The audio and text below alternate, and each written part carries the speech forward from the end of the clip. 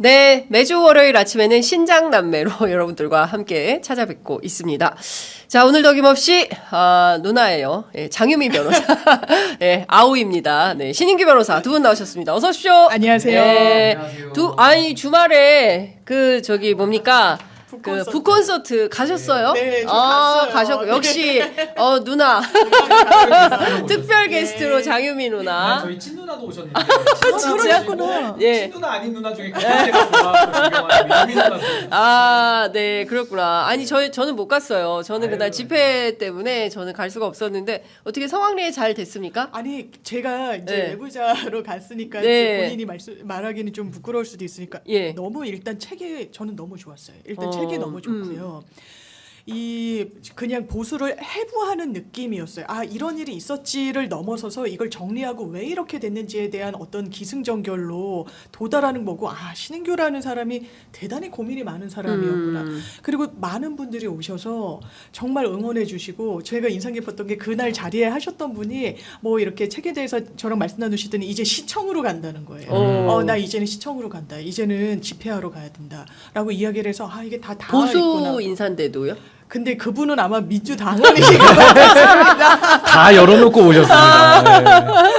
네, 그렇구나. 네. 근데 하여튼 신인규 변호사 제가 보니까 라이브도 동접이 2,000명이 넘는 것까지 제가 봤어요. 꽤 많은 분들이 봐주셨고 사실 신 변호사님이 인기가 요즘 아니 그게 아니라 뜨겁고. 토요일 날 오후기 때문에 상당히 그렇게 개인적인 시간 내시기가 어려운 시간대고 또 그날은 이제 집회도 있고 해가지고 제가 사실 그날 집회는 저도 다른 일정 때문에 못 갔습니다만은 제가 마음으로는 굉장히 국민들께서 지금 고생하시고 하는 부분에 대해서 깊이 연대하고 저도 네. 이제 나갈 채비를 하고 있는 거거든요. 그래서 그분들 오신 분들이 이제 제 출판 기념회 보시고 바로 이제 집회로 다 가신 분들이 많으셔가지고 네. 저도 지금 국민들의 여론이 상당히 좀 들끓고 있다. 저는 그 여론이 들끓는 한복판에 들어갔다 나온 지금 그런 기분이라서 네. 저는 이 정치인들이 국민들의 이 민심, 무서운 민심을 아주 무겁게 정말 받아들여야 된다. 그렇게 생각합니다. 그러니까요. 자, 오늘 아침 나온 속보 말씀드리면 리얼미터 여론조사로 윤 대통령 지지율이 22.3%, 부정평가 75.1%로 최고치를 경신했다는 보도 들어와 있습니다. 지난주 전국지표조사에서는 TK에서 대통령 여론조사가 22.3%였는데 오늘은 45%로 곱절 정도 반등한 걸로 보입니다.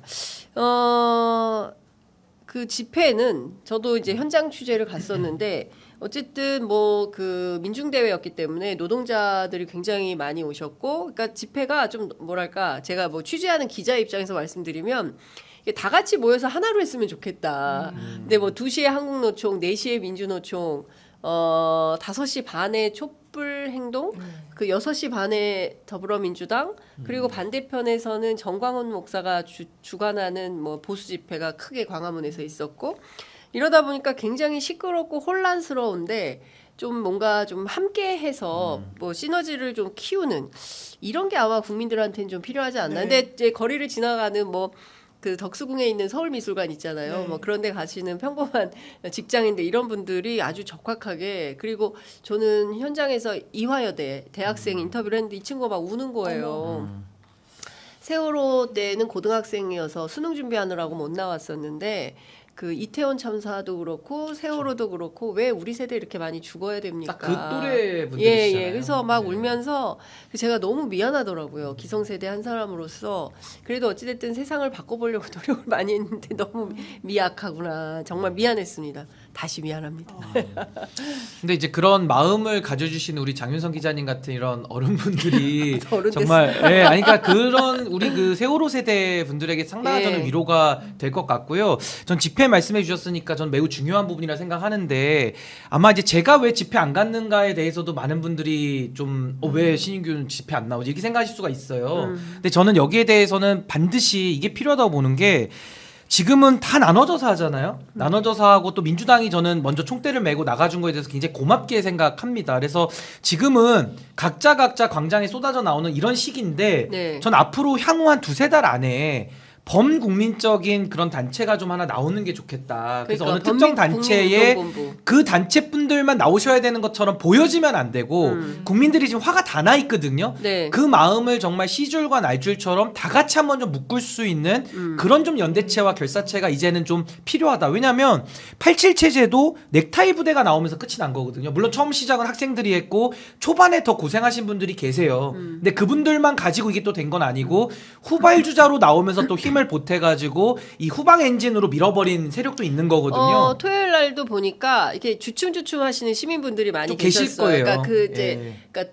그 도로 밑으로는 못 내려오시고 예 마음은 보도블록 함께 위에서 하는 예 거죠, 근데 마음은. 구경하시는데 아니에요 막 이렇게 제가 좀 가기는 좀 그래요. 막 이제 이러지 저 하시는 분들 이런 그래서 분들도 저도 계시고. 비슷한 생각에서 제가 지금 어느 한 곳에 들어가서 뭘 한다 이게 아니라 네. 저도 마음은 충분히 연대하고 저는 빚진 마음을 가지고 있거든요. 이 추운 날씨에 얼마나 국민들이 지금 고생을 하십니까? 그래서 저는 지금은 이제 각계로 나와서 목소리가 이제 분출되는 시기라면 향후 한 뭐 해가 지금 바뀌는 요 국면에서는 전 좀 범국민적인 어떤 좀 그런 움직임이 생겨서 모두가 다 나올 수 있는 모두가 나와서 이 정권에 대해서 아주 그 엄중한 심판을 할 수 있는 좀 그런 조치들이 좀 필요하지 않을까. 저는 거기에 좀 제가 도움되는 역할들을 좀 네. 해야 되겠다. 좀 그렇게 생각하고 있습니다. 오늘 아침 나온 속보 좀 소개해드리겠습니다. 이재명 대표 무죄 탄원 석방이 100만 명이 돌파했다고 합니다.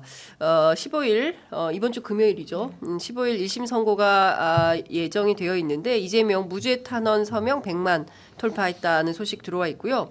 관련해서 한동훈 대표 또 이런 주장합니다. 이재명 대표 선거법 위반 사건 대단히 죄질이 나빠서 1심 선거 공판은 생중계가 돼야 이게 무슨 얘기인지는 잘 모르겠는데 하여튼 그렇다라는 거고 1심 유죄로 판단하고 있다. 민주당이 판사 겁박에 올인하고 있다. 이런 주장합니다. 어떻게 생각하십니까? 사법부 겁박은 생중계해야 된다라는 그 주장 속에 있는 겁니다.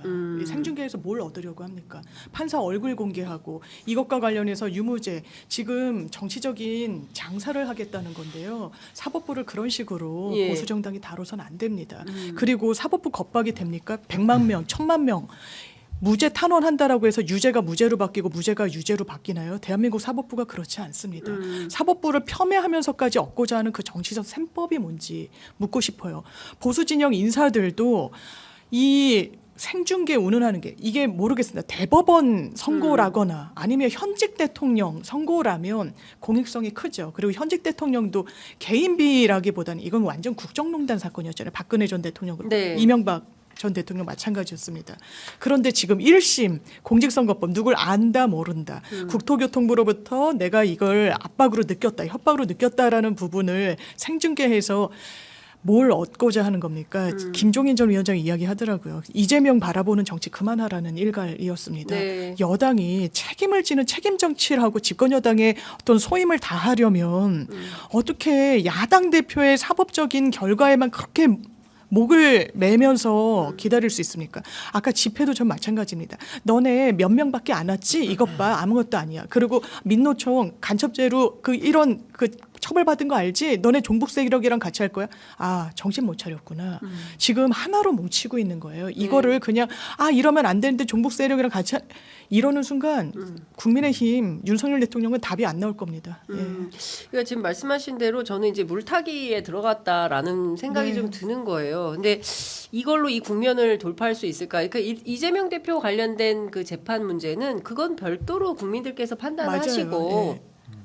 또 더 중요한 것은 지금 김건희 여사와 관련된 이 심각한 명태균 씨 의혹 이런 부분들에 대해서는 또 그것도 별건으로 국민들께서 판단을 하시는데 이걸 끊임없이 착종시켜서 마치 무게를 그러니까 동등하게 저울에 달아서 똑같으니까 뭐 마찬가지야 이런 식의 양비론적 접근을 하면 이게 돌파구가 열릴 거라고 보는 것 자체가 네. 저는 정치적 오판이다라는 생각을 하는데 속보 하나 더 들어와서 설명드리겠습니다. 추경호 원내대표 김건희 여사 특검법 강행 처리를 민주당이 하면 즉시 제의 요구를 건의하겠다라는 입장이 나와 있습니다. 어떻게 보십니까? 그러니까 이제 편의점의 비유를 하자면은 편의점? 팔리는 물건을 갖다 놔야 되는데 지금 국민의힘 편의점은 이미 끝난 물건, 유통기한 지났고 이제는 좀 상태가 안 좋은 상품만 갖고 와서 파니까 장사가 잘 될 수가 없다라는 생각이 드는 거고요. 지금 이게 집권 여당의 수준의 한계를 자명하게 보여주는 게 이재명 대표 재판받고 있는 거 모두가 알잖아요. 네. 2조 심판으로 한번 총선 때 썼잖아요. 네. 근데 이걸 지금 또 들고 나온다라는 게 다시 또 또 2조 들고 심판이다. 나온다라는 게 이미 검증 끝난 예. 사안을 가지고 또 팔겠다고 하니까 예. 뭐 저는 보수의 종말을 저도 원하지만 국민의힘도 스스로 원하는 거 아닌가. 저를 도와주는 것 같아요. 아 국민의힘이 신인규를 저를 돕고 있다. 도와주는 것 같아요. 종말의 길로 저도 갈 것 같은데 책을 이렇게 썼는데 막 전력 질주를 향해서 같이 가고 있다. 저는 종말을 한 내년 3월쯤 봤는데 뭐 올해 연말에 종말을 하겠다라는 네. 아주 그런 의지가 보이고요. 네. 또 하나는 이게 지금 아무리 그 검사 출신들, 법조인 출신들이 정치권에 들어와서 저는 굉장히 비판하거든요. 이 직행하는 부분, 검사 출신들이. 근데 그래도 정치의 영역에 들어왔잖아요. 그럼 정치는 정치고 사법은 사법인 겁니다. 근데 지금 이분들이 문제가 뭐냐면은 이재명 대표가 미울 수 있어요. 뭐 지지율도 높고 여러 가지 부담스럽겠죠. 그럼 정치를 잘해가지고 이재명 대표를 꺾을 생각을 해야지. 정치를 안 하고 사법이라는 수단을 써가지고 검찰총장 출신이 공직선거법 위반으로 3년 구형하고 뭐 위증죄 가지고 2년 구형하고 이런 식으로 해가지고 사법으로 끝내겠다? 그게 끝내집니까? 지지자들이 있는데? 그러니까 정치를 정치로 접근해서 정치로 풀 실력이 안 되니까 사법을 가지고 의지해가지고 검찰권을 사유화하고 그걸로써 상대방의 한번 아킬레스건을 끊어보겠다. 네. 그 발상 자체도 너무나도 반헌법적이지만은 통할 수가 없는 방법을 쓰고 있는 겁니다. 네. 그래서 저는 검사 출신들의 한계를 자명하게 보여주는 거 아닌가 네. 싶습니다.